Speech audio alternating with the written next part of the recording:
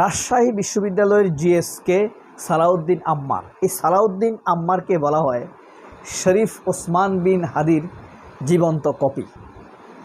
এই সালাউদ্দিন আম্মারকে সরাসরি হুমকি দিয়েছে ছাত্রদলের সভাপতি বৃদ্ধ ছাত্রনেতা রাকিব, এবং তার প্রতি উত্তরে সালাউদ্দিন আম্মারের মা যেই চিঠি লিখেছে, ফেসবুক স্ট্যাটাস দিয়েছে, তা সারা বাংলাদেশের সাহসী মায়েদের মনে, এক বীর মায়েদের মনে, বীর সন্তানদের মায়েদের মনে এক মারাত্মক আলোড়ন তৈরি করেছে। শুধু তাই নয়, এই স্ট্যাটাসটি এতই ঢেউ তুলেছে মানুষের হৃদয়ে যে দৈনিক পত্রিকাগুলো এটা নিয়ে নিউজ করেছে, তাদেরকেও আলোড়িত করেছে।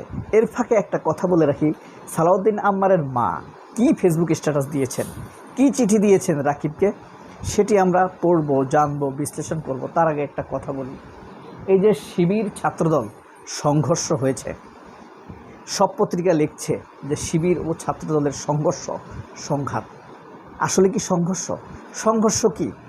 এই দল এই দলের উপর হামলা করেছে, আবার এই দল ওই দলকে হামলা করেছে, ওরা দৌড়ানি দিয়েছে, এরা দৌড়ানি দিয়েছে, পাল্টাপাল্টি একটা ব্যাপার থাকলে সেটাকে আমরা সংঘর্ষ বলি। কিন্তু দেখেন চট্টগ্রামে যা হয়েছে, একতরফা হামলা করেছে, শিবিরের একটা ছেলের পায়ের গোড়ালি আলগা করে ফেলেছে ফোল্ডিং মোবাইলের মতো, একতরফা হামলা। ঢাকা বিশ্ববিদ্যালয়ে একটা ভিকটিম ছেলে, নির্বাচিত, জনপ্রিয়, তার উপরে আরোপিত মিথ্যাকে ডিপেন্ড করার জন্য, আত্মপক্ষ সমর্থনের জন্য থানায় গিয়েছে, সেখানে তাকে হামলা করেছে। তাকে সেখান থেকে অভয় দিয়ে নিয়ে আসার জন্য ডাকসুর আরও দুইজন নেতা গিয়েছে, তাদের উপরও বেধড়ক হামলা করেছে।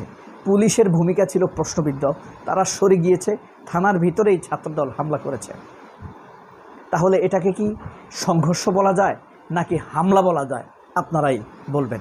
এবার আসি সালাউদ্দিন আম্মারের মায়ের চিঠি এবং ছাত্রদলের রাকিবের এই বিষয় নিয়ে আমরা দেখি। এই যে দৈনিক আমার দেশ পত্রিকা,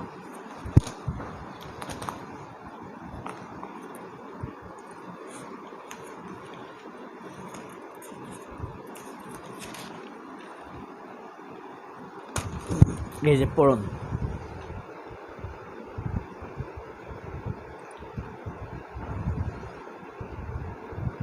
পিতামাতা যেখানে, আম্মারের পিতামাতা যেখানে বসবাস করেন সেখানেও ছাত্রদল রয়েছে, এই বলে এই বলে হুমকি দিয়েছে রাকিব। আম্মারকে হুমকি দিয়েছে ছাত্রদলের রাকিব, বাড়িতে হামলা হতে পারে। রাজশাহী বিশ্ববিদ্যালয় কেন্দ্রীয় ছাত্র সংসদের সাধারণ সম্পাদক সালাউদ্দিন আম্মারকে পরোক্ষ হুমকি দিয়েছে ছাত্রদলের কেন্দ্রীয় সভাপতি রাকিব। এই হুমকির প্রেক্ষিতে সালাউদ্দিন আম্মারের মা তিনি বলেছেন, আমি এক গর্বিত বিপ্লবীর মা বলছি। সালাউদ্দিনকে নিয়ে 15ই জুলাই পর্যন্ত আমার অনেক বেশি চিন্তা হতো। যেদিন আবু সাইদ শাহাদাত বরণ করলেন, সেদিনে আমি আমার একমাত্র ছেলেকে দেশের মানুষের জন্য দিয়ে দিয়েছি। আমার সন্তানকে কেউ ঘৃণা করলে সেটা দলের জন্য ঘৃণা করে, আর তাকে ভালোবাসলে দেশের জন্যই ভালোবাসে। বুঝতে পারছেন? যেমন পোলা তেমন মা, বীর সন্তানের মাও বীরের মতোই। আমি আমার জীবনে অনেক কিছু দেখেছি। আমার আপন ভাইকে বিএনপি করার কারণে উল্টো করে ঝুলিয়ে পেটাতে দেখেছি। আমার স্বামীকে জামায়াত সমর্থনের কারণে কোমরের দড়ি বেঁধে টানতে টানতে নিয়ে যেতে দেখেছি। যে নির্যাতনের জোর স্বরূপ তিনি আর সুস্থ হতে পারেন নাই। মাত্র 16 বছর বয়সে একরকম পরিস্থিতির শিকার হয়ে 2018 সালে সালাউদ্দিনকে একরকম চুপি চুপি আমার কাছ থেকে দূরে পাঠিয়ে দিয়েছি। আপনারা অনেকে তার কাজকর্মে বিরক্ত হন, আবার অনেকে পোস্ট কমেন্ট করেন 2024-এর আগে কোথায় ছিলি। বুঝছেন কথাগুলো কেমন? রাকিব কি বলেছে যে সালাউদ্দিন আমারের বাড়ি যেখানে সেখানেও ছাত্রদল আছে, অর্থাৎ ওই যে আমাদের এই ইয়ের কথা মনে আছে, এই রাশেদ প্রধানের বাড়িতে হামলা করেছে না ছাত্রদল, মানে এইভাবে সালাউদ্দিন আম্মারের বাড়িতেও হামলা করবে এরকম হুমকি দিয়েছে রাকিব।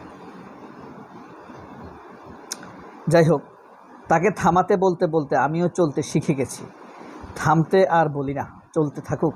এখন শুধু নামাজ আনতে দোয়া করি, আল্লাহ যখন তাকে নিয়ে যাবেন তখন যেন আমি তাকে হাসি মুখে বিদায় দিতে পারি।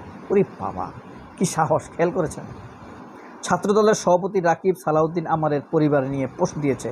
16 জুলাই 2024 থেকে 4 আগস্ট পর্যন্ত আমাকে আর তার বাবাকে ঘরবন্দি করে রেখেছিল লীগ আর ডিবি। তার বাবার ওষুধ পর্যন্ত নিতে দেয়নি। তাদের একটাই কথা ছিল সালাউদ্দিনকে যেন ফিরিয়ে নিয়ে আসি, না হলে আমার স্বামীকে মেরে ফেলবে। আমি সেদিনও তাকে থামতে বলতে পারিনি। আপনারা এই হুমকির সাথে পরিচিত। ছেলের জন্য আমাকে মারবেন নাকি আমার অসুস্থ স্বামীকে মারবেন, আল্লাহ সব কিছু দেখছেন। আমাকে অনেক শুভাকাঙ্ক্ষী জিডি করার পরামর্শ দিয়েছেন, প্রয়োজন হলে করব, তবে নিরাপত্তার জন্য নয়, জাহেলি যুগের মতো ইতিহাসের সাক্ষী থাকার জন্য। আমার পরিবারের কোনো দিন কিছু হলে যেন এই জিডির রূপী দেখে বাংলাদেশের বিপ্লবী সন্তানেরা মা বাবার সাহস জাগায়। বললাম না, বিএনপি করার কারণে আমার আপন ভাইকে উল্টো করে ঝুলিয়ে পেটানো হয়েছিল। সেই ভাই এখন সালাউদ্দিনের বিরুদ্ধে মিছিলের নেতৃত্ব দেয়। এটা দেখে আমি বুঝে গেছি, যেই ক্ষমতায় আসুক সালাউদ্দিন তাদের ক্ষমতাকে প্রশ্ন করবে, আর যত বড় রক্তের মানুষ হন না কেন তখন তার বিরুদ্ধে কথা বলবে। আমি একজন বিপ্লবী দেশপ্রেমিকের মা হয়ে বলবো, রাজনীতি করুন, এটা আপনার অধিকার। সব দল মতাদর্শর ঊর্ধ্বে উঠে রাজনীতি করুন, তবে সেটা যেন ইতিবাচক হয়। শত শহীদের রক্তের বিনিময়ে যেন আমরা বাংলাদেশকে একটি সুন্দর সমৃদ্ধশালী হিসাবে দেখতে পাই। দেখছেন, সন্তান বিসর্জন দেওয়া এক দুর্দান্ত রমণী মা রমণী নারী, যাই বলবেন না কেন, শিক্ষিকা, তিনি শিক্ষিকা, আমরা জানি কিভাবে নিজের সাহসকে ধরে রাখেননি, সাহসকে ছড়িয়ে দিয়েছেন আঁচলে আঁচলে, গহীন তুলে।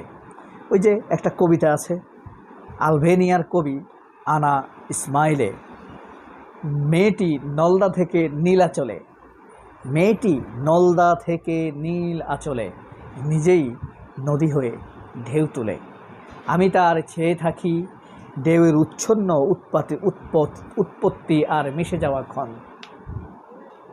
আমাকে দিয়ে যায় সে উচ্ছ্বাস আনন্দ আর ফিরে যাওয়ার প্রলোভন। সবাই অনেক ভালো থাকবেন। আল্লাহ হাফেজ। আসসালামু আলাইকুম।